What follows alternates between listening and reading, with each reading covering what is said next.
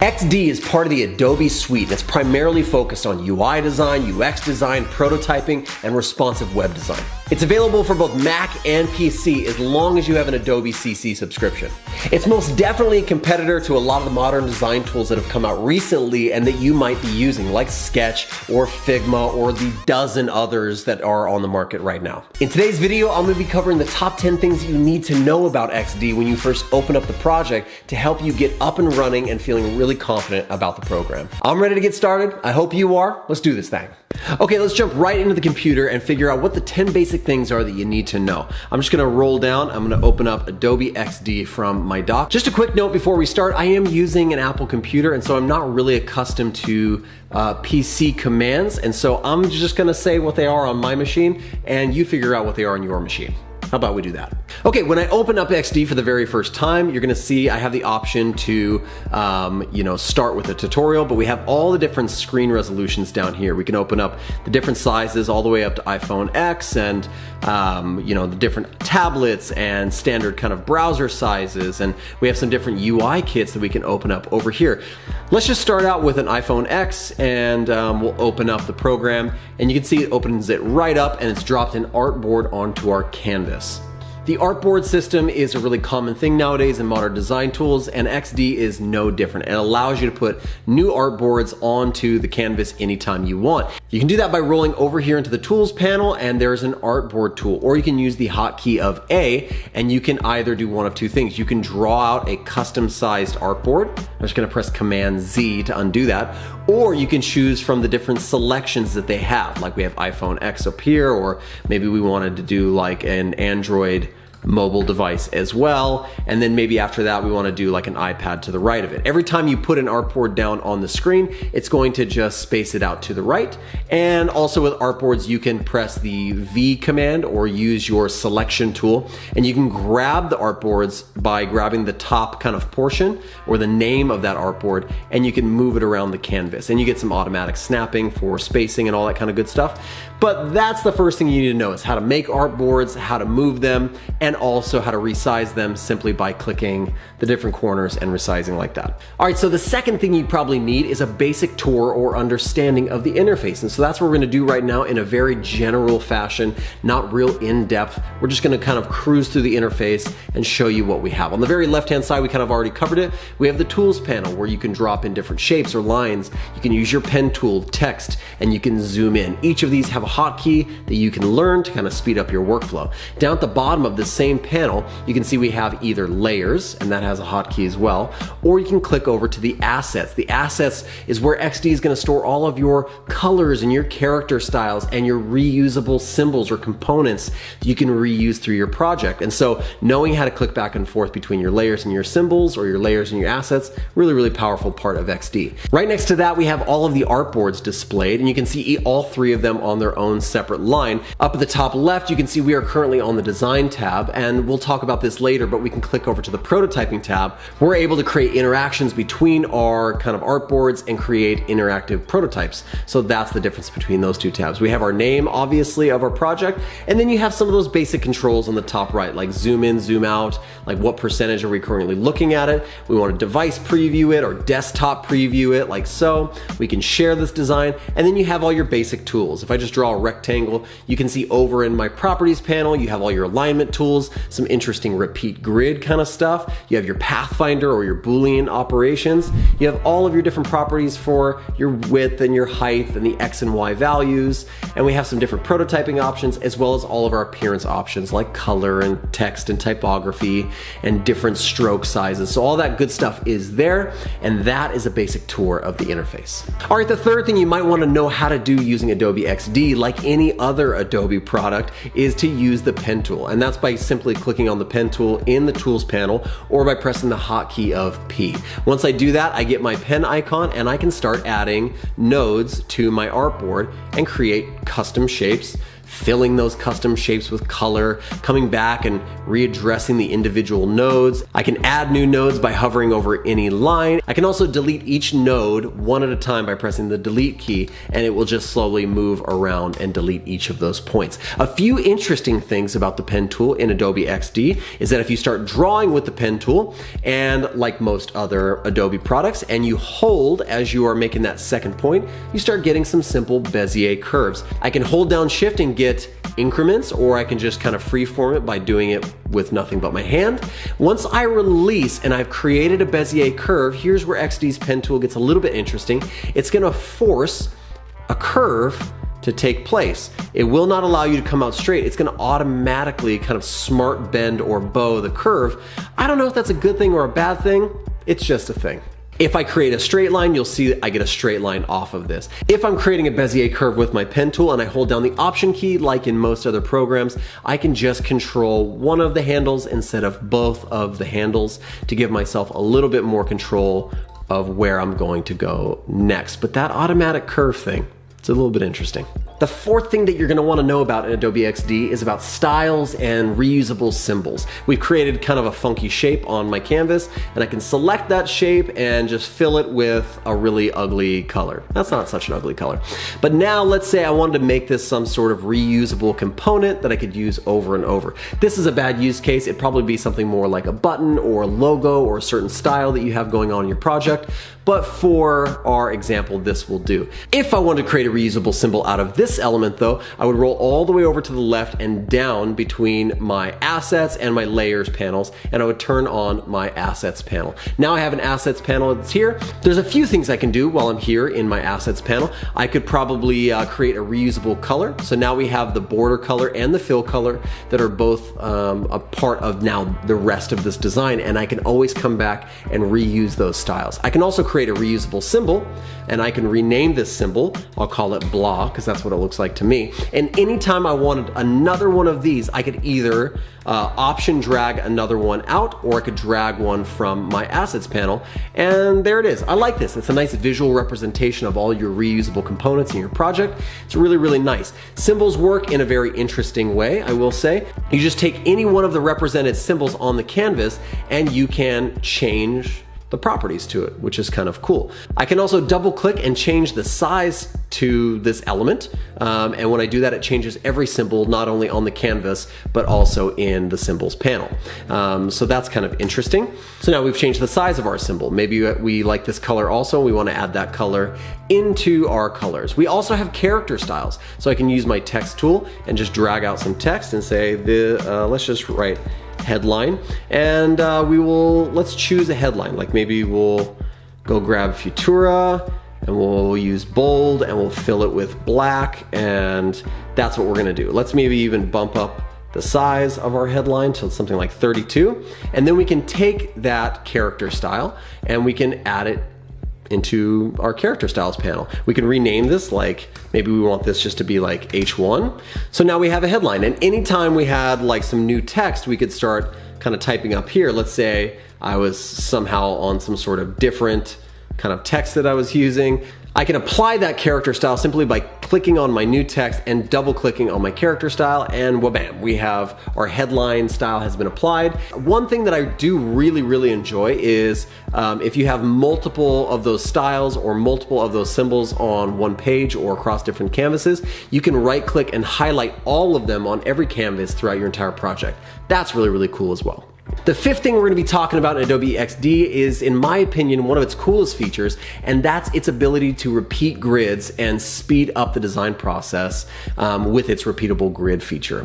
I've now created what I consider to be a reusable component. I'm going to click back over to my layers view, and I'm going to group that together. I'm just going to call that card, okay? I want to perhaps make lots of these cards and then edit the spacing and how they all work together like all at one time, instead of duplicating. That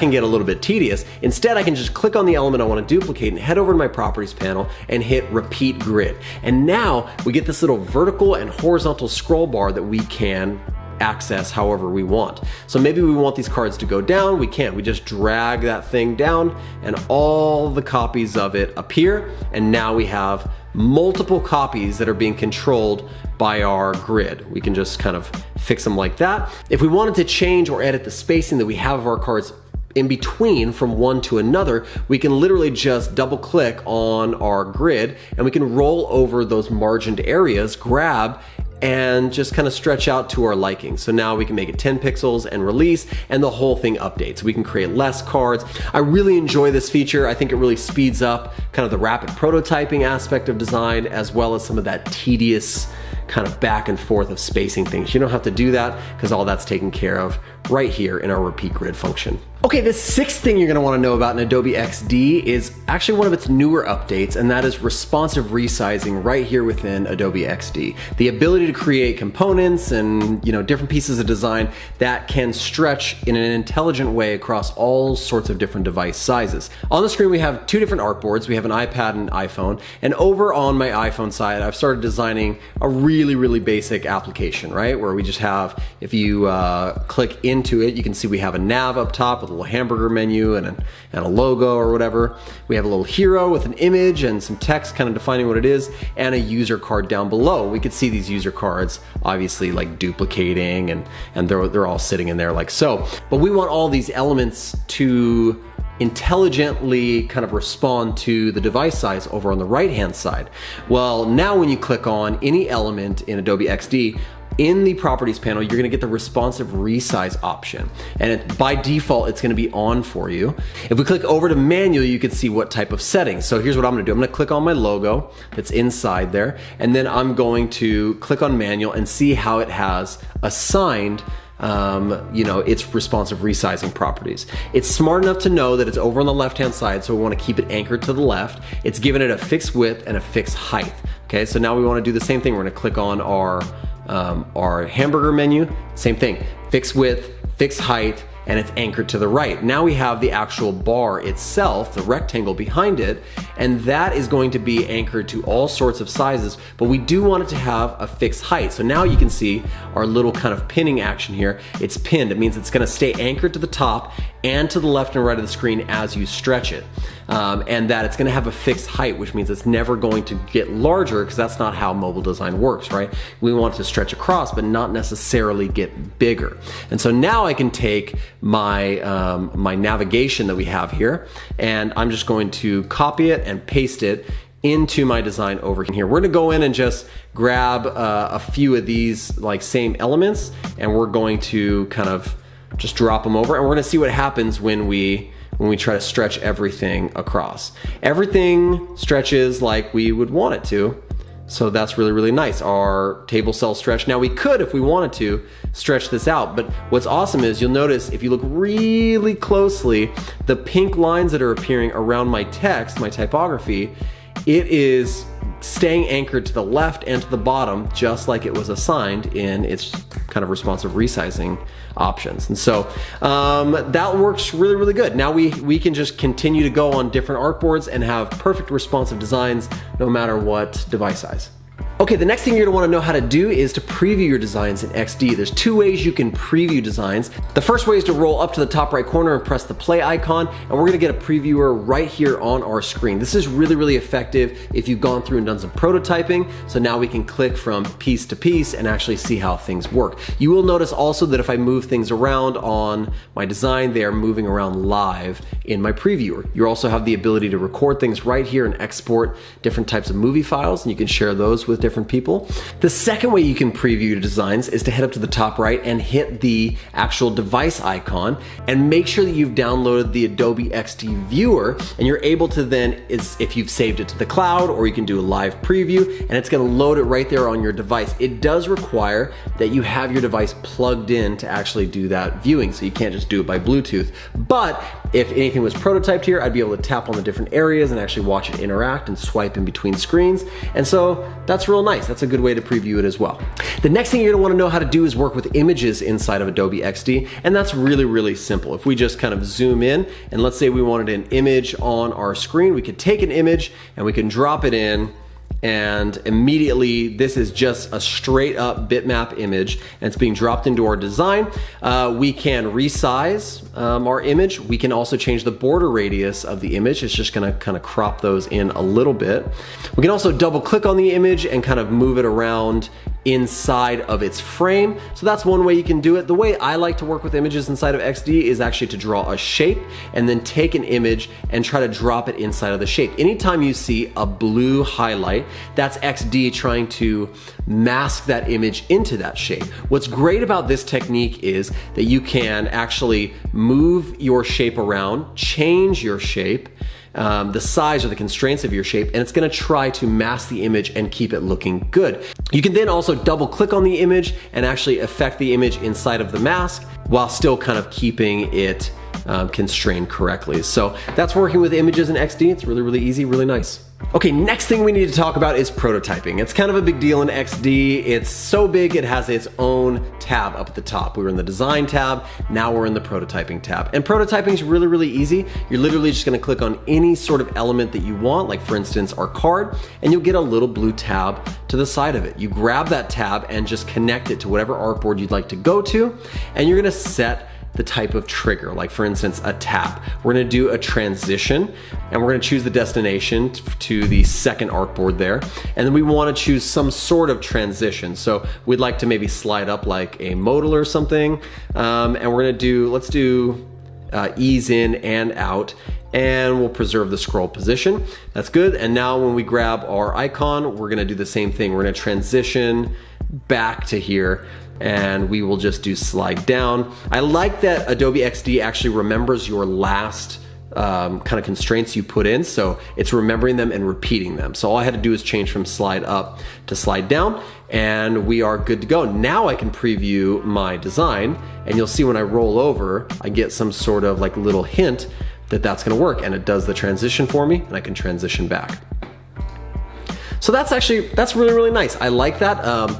We also have the ability to do timed transitions. So we can come in here and get to this artboard and create a time transition on the artboard. So we could say after, let's do 3 seconds, that it will transition back to 1 by sliding down, or maybe we'll just do a dissolve out like that. Now when we preview, we're starting at home, we're going and we should count 1, 2, 3, it's gonna transition back out for us. So time transitions are kind of a new thing to XD, although prototyping is not. It's one of the main fundamental things you'd wanna use XD for, is to create these large scale interactive prototypes of your project and be able to share those with the people that you need to share them with.